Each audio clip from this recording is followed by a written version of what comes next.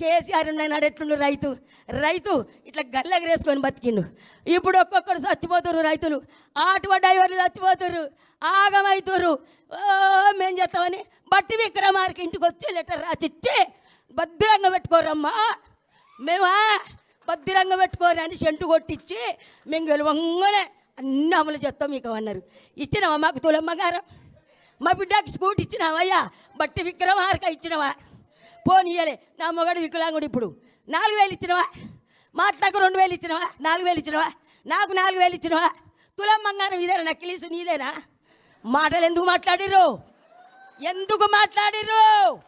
ఇవాళ మేమని ముంగడ పడుతున్నారు. అన్ని పనులు చేసిందేమో మా బీఆర్ఎస్ పార్టీ. మా అన్న కేసీఆర్ చెప్తే మేము చేసినాం ఒకటే ప్రాజెక్టు పట్టుకొని ఇది గుంగిపోయింది. దాసిన మొగడా ఏరుండు అని చచ్చిపోయిన బర్రెకు బుడ్డెడు పాలిచ్చాని ఆ చచ్చిపోయిన బర్రెను పట్టుకొని ఏడుతాను.